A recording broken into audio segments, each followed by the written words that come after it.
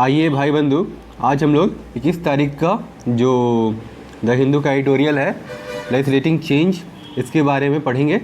ठीक है, चलिए। लेजिस्लेटिंग चेंज, ठीक है। द वुमेन्स रिजर्वेशन, किसके बारे में बात होगी? वुमेन्स रिजर्वेशन बिल के बारे में, ठीक है। Must be implemented without delay.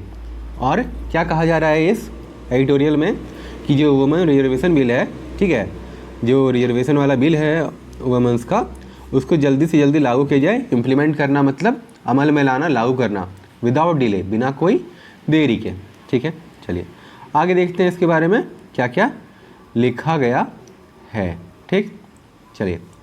The passage of women's reservation, ठीक है, bill in the Lok Sabha almost 3 decades after it was first tabled in parliament is a welcome move that can finally shatter a political glass ceiling। अब इसका मतलब समझिए, word by word इसका मतलब समझिए, है ना। चलिए देखते हैं। द पैसेज मतलब एक रास्ता, किस चीज़ का? वुमेन रिजर्वेशन बिल का। जो वुमेन रिजर्वेशन बिल है उसका जो रास्ता, मतलब वो जो लोकसभा तक के रास्ते को तय किया है इन द लोकसभा, लोकसभा में आने को, ठीक है, ठीक है। लोकसभा क्या है? Lower house of the parliament है, ठीक है। ऑलमोस्ट 3 decade, डिकेड मतलब क्या होता है? 10 साल, ठीक है। तो 3 दशक, 3 decade, 3 मतलब 30 साल। आफ्टर इट वाज, फिर क्या है? After it was first table. After मतलब किसके बाद? इट वाज फर्स्ट टेबल, जब इसको पहली बार अमल, मतलब पहली बार इसको, इस बात को आगे रखा गया था। कहाँ पे? In parliament. टेबल मतलब बात को सामने में रखना, तो पार्लियामेंट में इस बात को रखा गया था, ठीक है। Is a welcome move. अब क्या इसका वेलकम मूव क्यों कहा जा रहा है? मतलब जिस कौन सा मूव, मतलब जो अब स्टेप लिया गया, मूव मतलब कहा जा रहा है यहाँ पे जो नेक्स्ट, मतलब अब जो अगला स्टेप लिया गया है इसको पारित करने के लिए, इज़ ए वेलकम, उसका स्वागत किया जा रहा है। दैट कैन फाइनली, जो आखिर, फाइनली सैटर, सैटर मतलब क्या होता है? तोड़ना, ठीक है। सैटर मतलब ब्रेक करना, तोड़ना। अब पॉलिटिकल ग्लास सीलिंग, अब इस चीज़ को समझिए। पॉलिटिकल मतलब तो राजनीतिक होता है, ग्लास सीलिंग मतलब क्या होगा? आप ग्लास सीलिंग को एक मेटाफर समझ सकते हैं, कहावत टाइप का, ठीक है। ग्लास सीलिंग जो दिखे ना, लेकिन एक रुकावट है, बैरियर है, ठीक है। अब देखिए, with woman members of the parliament comprising only about 15% of the strength in Lok Sabha. इसका मतलब क्या होगा? विथ वुमेन मेंबर, जो अभी औरतें हैं, मेंबर्स हैं जो पार्लियामेंट की, ठीक है, कंप्राइजिंग मतलब टोटली कितना परसेंट है? वो 15% है। टोटल जो मेंबर ऑफ पार्लियामेंट हैं उनमें मात्र वो 15% है of the strength of Lok Sabha, Lok Sabha में। द जेंडर इनइक्वालिटी, अच्छा, अब जेंडर इनइक्वालिटी इसका मतलब क्या होगा? मतलब जो मेल फीमेल हैं उनका जेंडर इनइक्वालिटी मतलब वो बराबर नहीं है। जहाँ एक तरफ टोटल जो सीट है वो कितना है?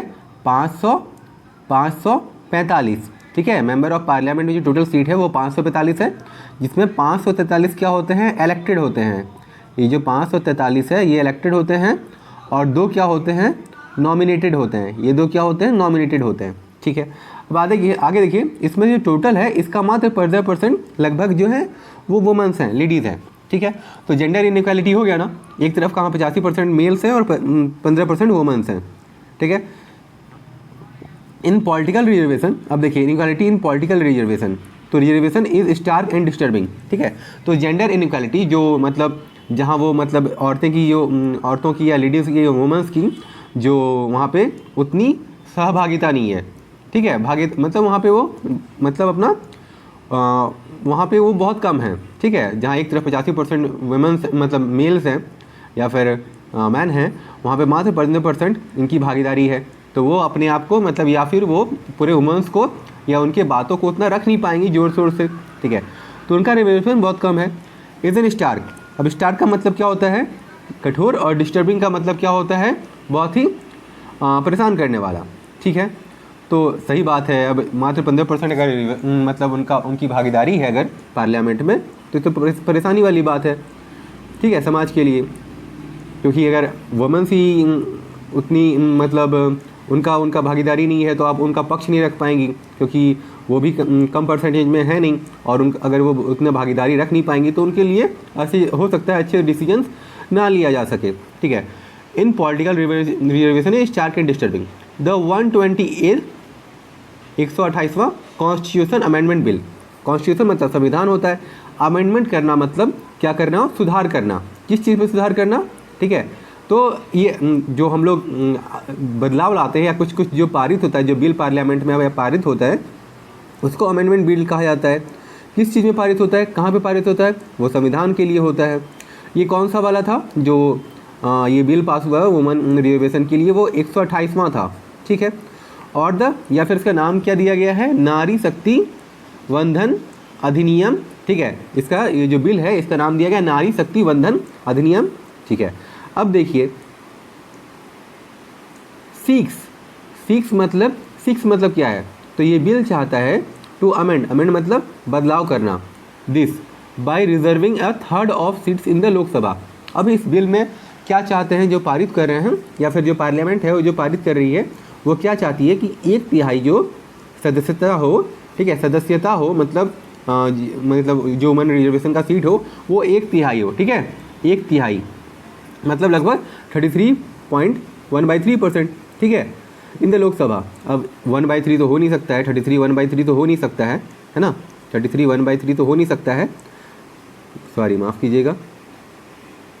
ठीक है, 1/3 मतलब कितना हो जाएगा? 100% का 33 1/3 इतना परसेंटेज। अब आप सॉरी माफ़ कीजिएगा। ठीक है, तो 33 मान लीजिए 100% में 33%। सभा and legislative assembly for women. अच्छा रुकिए, कहाँ पे थे?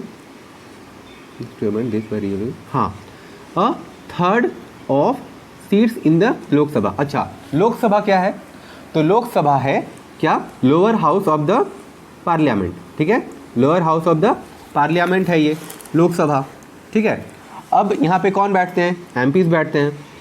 And the legislative assembly. Legislative assembly क्या होता है? स्टेट में, जो हमारे स्टेट में जो विधानसभा है जहाँ एमएलएस बैठते हैं, तो वहाँ भी कितना होना चाहिए भागीदारी वुमेन्स की? 33 1/3%। ठीक है, इतना समझ में आ गया।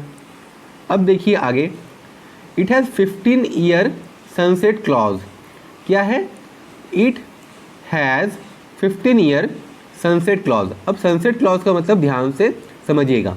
ठीक है, मान लीजिए ये जो बिल पारित की जा रही है, ठीक है, ये जो बिल पारित की जा रही है, तो कुछ समय सीमा तो होगा ना कि कितना साल के लिए, क्या हमेशा ऐसा रहेगा? मान लीजिए हम रिजर्वेशन दे रहे हैं, मतलब रिजर्वेशन मिल जा रहा है और उसके बाद भी 33% तो हो गया है, अब वुमेन इतनी सक्षम हो गई हैं कि वो बहुत ज़्यादा परसेंटेज बढ़ जा रहा है, तो हो सकता है कुछ समय सीमा कोई भी बिल का तय किया जाए। तो कितना है? 15 साल। ठीक है, इसका समय सीमा कितना है? 15 साल। सनसेट क्लॉज, अब इसका मतलब क्या होता है? सनसेट क्लॉज का मतलब ये समझिएगा, जब पॉलिटिकल व्यू में, ठीक है, जब आप कोई अमेंडमेंट या कोई रिजर्वेशन या कुछ पारित होता है या कोई नियम पारित होता है, तो हो सकता है उसका कुछ समय सीमा तय किया जाए। तो वो ये समय सीमा है ना, जिसके बाद वो अमल पे नहीं रहेगा, उसको बोलते हैं सनसेट क्लॉज। किस चीज़ का? ये कोटा का। अब रिजर्वेशन है तो वो कोटा है, ठीक है, तो वो 15 साल के बाद नहीं रहेगा, लेकिन दैट कैन बी एक्सटेंडेड, उसको बढ़ाया जा सकता है। ठीक है, उसको क्या कह सकता है? बढ़ाया जा सकता है। Considering the fraud history of, अब देखिए आगे क्या है? Considering the fraud history of the struggle for women reservation and several false state despite of Rajya Sabha passing it in 2010। अब देखिए आगे क्या बोला जा रहा है, इसको कंसिडर मतलब इसको इस बात को ध्यान दिया जा रहा है। फ्रॉड हिस्ट्री मतलब एक भरा हुआ हिस्ट्री है, किस चीज़ का? Struggle for women reservation. बहुत लंबे समय से वुमेन रिजर्वेशन का जो बिल लाना था वो उस पर स्ट्रगल मतलब संघर्ष चल रहा है।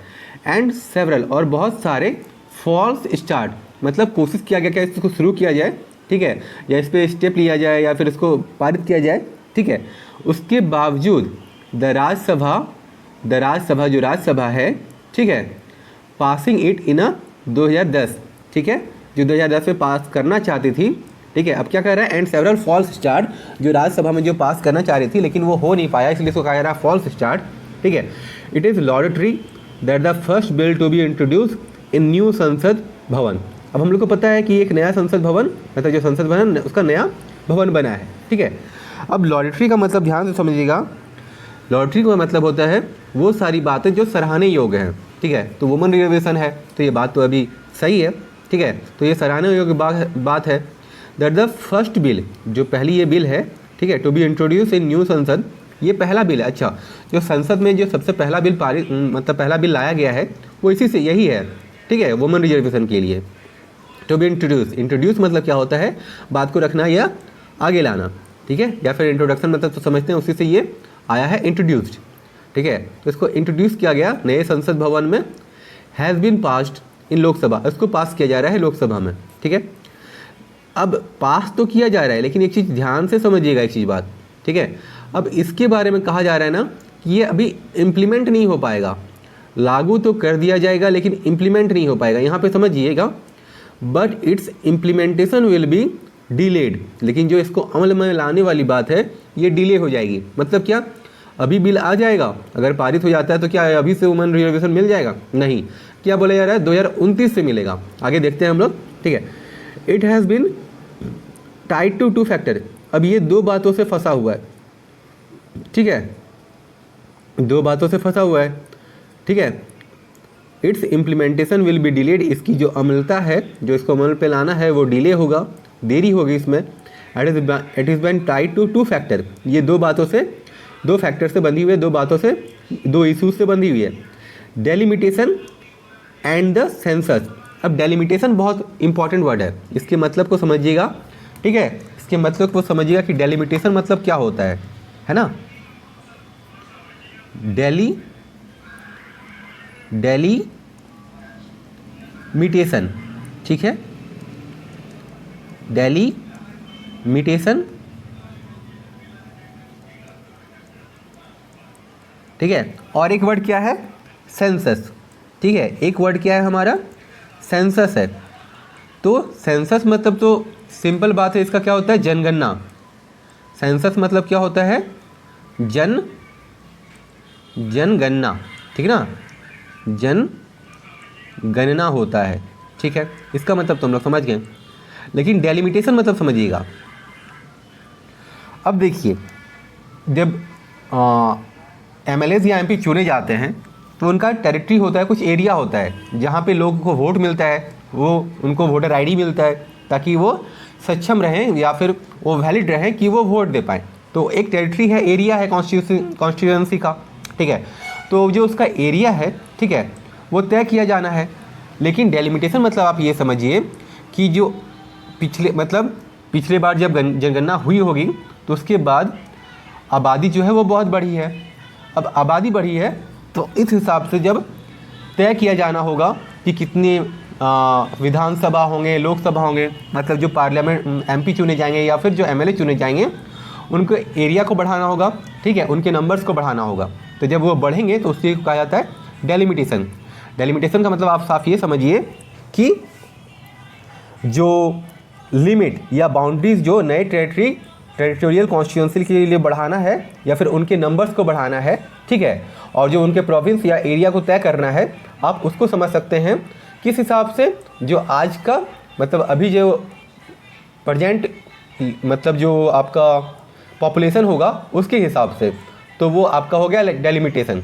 तो ये 2 फैक्टर है ना यहाँ पे, ये आपका क्या है, डेलिमिटेशन है, और एक क्या है, सेंसस है, ठीक है।